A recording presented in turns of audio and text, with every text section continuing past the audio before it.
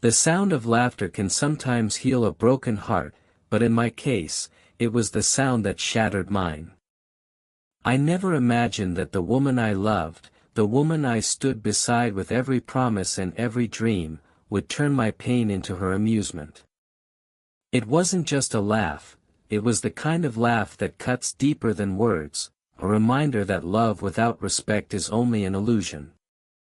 That moment changed everything. It was the day I realized that sometimes, walking away is the most powerful step toward finding a better tomorrow. I remember standing in the middle of our living room, the silence between us heavy, until her laughter broke it apart. She didn't laugh out of joy, she laughed because she thought my feelings didn't matter, because she believed I'd never leave. But in that instant, something inside me shifted. I looked at her, an American woman I had once thought of as my forever, and realized she had already walked away from us long before I did. That night marked the beginning of my journey, not of loss, but of rediscovery. What followed wasn't easy. It never is when you've tied your life to someone who chooses pride over partnership. Friends noticed the cracks, whispers circled, and even her family gave me glances that carried more questions than answers. Yet, amid all the hurt, there was a strange clarity. I understood for the first time that marriage is not just about vows spoken at the altar, but about the respect and love lived every single day after. Without it, even the strongest promises fall apart. But here's where it gets complicated. Just when I thought the story was closing, another chapter quietly opened. A friend, someone who had always stood on the edges of our lives, began to step closer.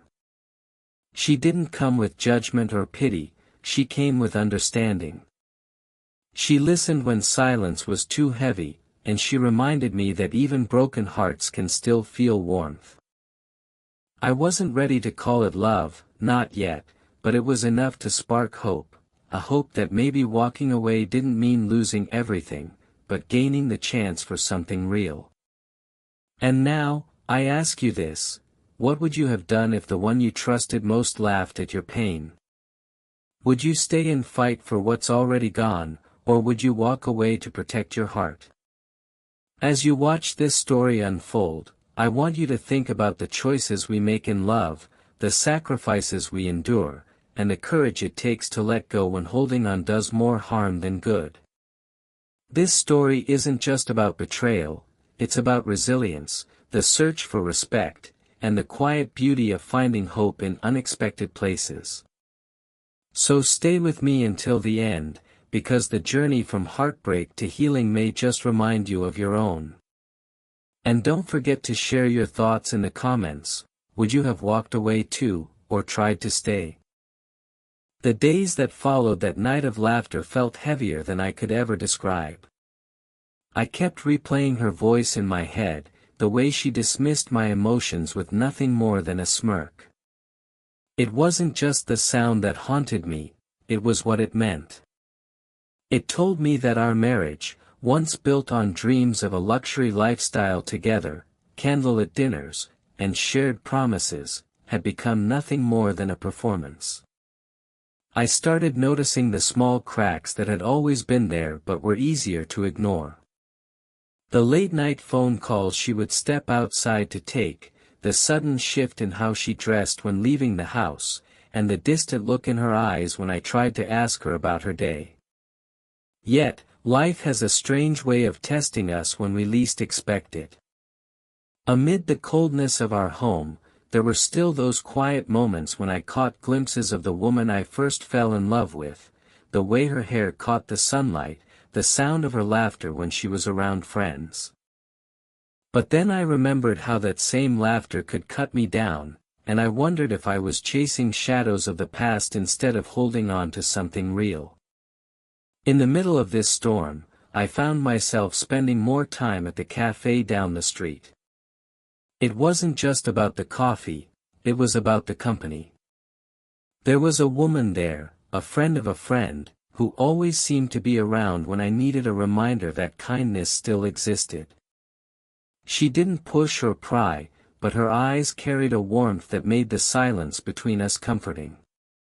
It wasn't romance, not yet, but there was a spark of something. Something that whispered maybe I wasn't as broken as I thought. But with every step forward, I felt guilt pulling me back. I was still tied to a marriage that wasn't working, still trapped in a house where love had been replaced with silence and distance. The conflict inside me grew stronger each day. Should I fight for what was left, or accept that maybe walking away could lead to a better tomorrow? And so the suspense lingers. The tension grows. Because the truth is, when love begins to fade, it doesn't vanish in one moment, it disappears piece by piece, leaving us wondering which piece will finally push us to let go. The conflict became clearer with each passing day. At home, the distance between us felt like an unspoken wall that neither of us dared to break.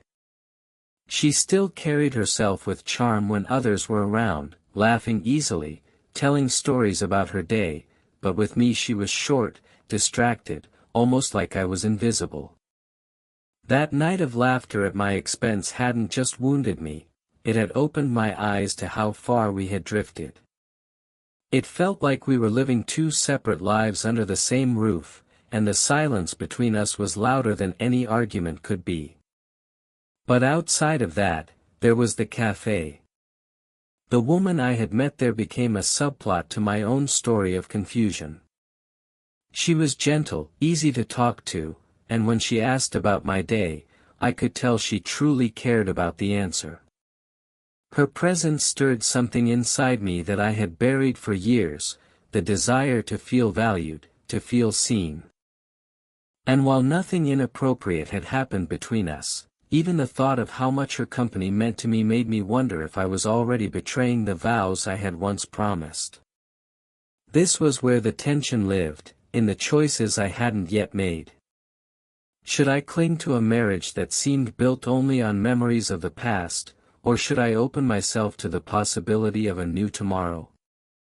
Love, marriage, betrayal, friendship, each word carried weight now. It wasn't just about romance, it was about identity. Who was I when I wasn't the man she wanted anymore? And what would people say if I walked away? The nights grew longer, and my thoughts became heavier. Sometimes I would catch her smiling at her phone, and the suspicion would eat at me. Was there someone else, or was she simply amused by a joke a friend had sent? The not knowing was the hardest part. It built layers of mistrust, each one harder to peel back. And yet, I knew the real conflict wasn't only about her. It was about me. Could I gather the strength to choose what my heart truly needed, or would I keep pretending that laughter hadn't broken me? So I'll ask you, if you were in my place, would you stay and fight for a love that feels gone, or take the risk of walking away to find something real again? Comment your thoughts, because sometimes the hardest decisions in life are the ones we share with others. The tension in the house grew heavier with each day, almost like the walls themselves were keeping secrets. I tried to ignore the way she guarded her phone, the late-night messages, the way she avoided my eyes when I asked simple questions. The laughter that once brought us together now echoed in my head as a reminder of how far apart we had drifted. I wanted to believe she was just distracted, maybe stressed, but the part of me that still hoped for love was losing ground to doubt. At the same time, the cafe became my quiet escape. The woman there had a softness in her words, a patience that felt like sunlight breaking through dark clouds. Every conversation with her stirred something deeper. She didn't know the full truth about my marriage, and I hadn't confessed it all, but she sensed the pain I carried. Her kindness became harder to walk away from, and I began to wonder if fate had placed her in my life for a reason. Yet with that thought came guilt. Was I betraying my vows just by feeling this way? Or was the betrayal already done the moment my wife chose to laugh at my pain instead of heal it? The push and pull tore at me. Nights turned into sleepless hours, staring at the ceiling, asking myself questions I couldn't answer. Was I ready to confront her? Was I ready to hear the truth, no matter how ugly it might be? And if I did, what would that mean for the life we had built together? Friends, family, appearances, everything would change in a single moment. Then came the night that shifted everything. She came home late again, perfume lingering in the air, her smile almost rehearsed. I sat waiting, not out of anger but out of a need for answers. The words stayed trapped in my throat, but my heart beat so loudly I thought she could hear it. I knew I couldn't keep living in this silence. A storm was brewing, one that would tear through every lie, every doubt, and force the truth into the open. And as I sat there, torn between walking away and holding on, one question remained: what would hurt more, knowing the truth, or living forever without it? The silence in the room was thick, and I thought I was prepared for whatever excuse she might give. But what I didn't expect was her phone buzzing on the table, lighting up with a name I had never seen before. She froze, her eyes darting to the screen, then back to me. For a moment, the mask slipped, and I caught a glimpse of guilt that words could never hide. I reached for the phone before she could stop me, and in that instant, a truth started to unfold that was more complicated than I ever imagined. The messages weren't from another man, at least not in the way I feared. They were from someone closer, her best friend. The same friend who had stood beside her through everything, the one who often visited our home with a smile and stories that made the nights less heavy. But the words I read weren't the words of friendship. They were confessions, secrets shared, promises whispered in ways that left no room for doubt. My chest tightened, not only from betrayal but from the realization that the person I thought I could trust, the one who laughed with me in lighter days, was part of the reason everything was falling apart. This revelation didn't make the pain easier, it made it sharper. It wasn't just a broken marriage, it was a web of deception woven by two people who should have valued loyalty. And in that web, I felt trapped, torn between anger and the desperate need to understand why.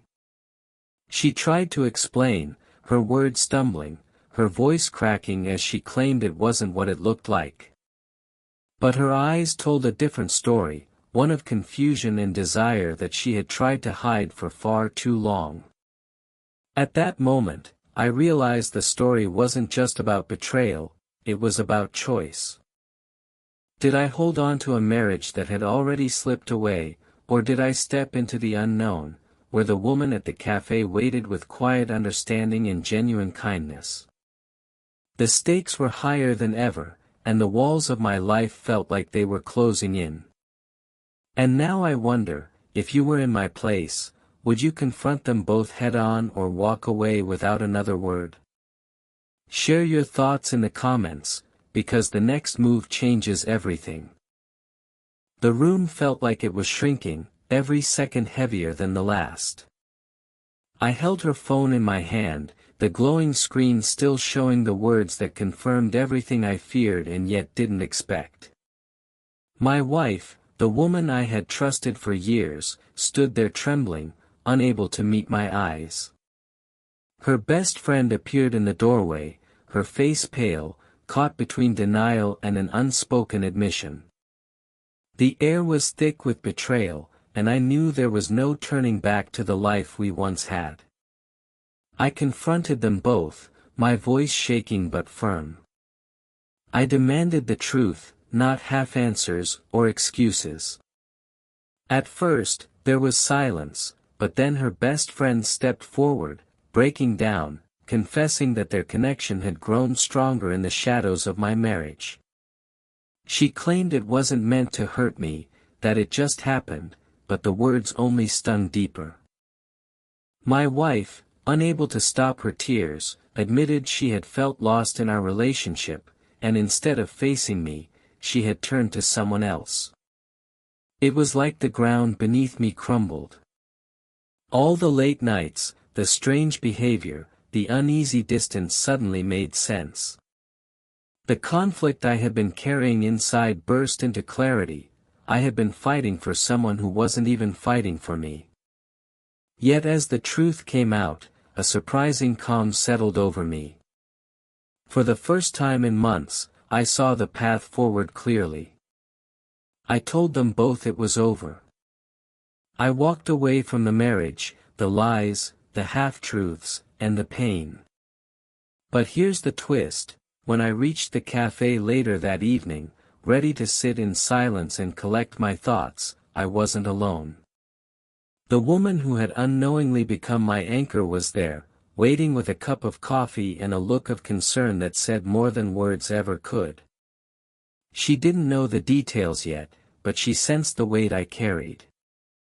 As we talked, I realized something unexpected: this wasn't just an ending, it was also a beginning. While my wife laughed behind my back and betrayed my trust, I found someone who offered me honesty, kindness, and hope. The betrayal had cut deep, but it pushed me into a tomorrow I hadn't seen coming, a tomorrow that might just be brighter than the past I left behind. Walking out of that house felt like stepping into a new chapter of my life. The betrayal was real, the pain undeniable, but as I left behind the weight of broken promises, I also carried with me a strange sense of freedom. I had faced the truth head-on, I had seen the lies for what they were, and instead of letting them break me, I chose to walk towards something better. That evening at the cafe, sitting across from the woman who had become my unexpected source of light, I realized that sometimes life has a way of redirecting us toward people who truly matter. She didn't ask for all the details at first. Instead, she listened quietly, offering her presence as comfort. That alone reminded me how powerful simple kindness can be. Over time, I shared everything with her: the wedding disaster, the betrayal, the messages, and the tears that followed. She didn't judge me, didn't rush to give advice. She just let me be human, broken but healing. And in her silence, I found the beginning of something honest. As days turned into weeks, I focused less on what I lost and more on what I was building. My ex-wife tried reaching out once, sending messages about regret, about wanting to explain things better, but I no longer needed explanations. Sometimes closure doesn't come from the other person, it comes from deciding you deserve peace. And so, I let her go, along with the bitterness that once consumed me. With my new friend, things grew naturally. There were no games, no hidden texts, no uneasy silences. Just conversations filled with laughter, long walks during the sunset, and the comfort of knowing I was seen for who I truly was. This wasn't about rushing into romance, but about allowing life to show me that love can grow from the ashes of betrayal. The story that began with heartbreak turned into one of rediscovery, healing, and the beauty of second chances. And maybe that's the biggest lesson here. Sometimes, the people we think will walk with us forever are the very ones who teach us to stand on our own. Sometimes, betrayal clears space for better things to enter our lives. And sometimes, the laughter that once cut deep becomes the reminder that we're stronger than we realized. So I leave you with this question: if you were in my shoes, would you have walked away too, or tried to rebuild what was already broken? Comment below and let me know your thoughts. Would you like to see a sequel that shows what happens next in this unexpected journey?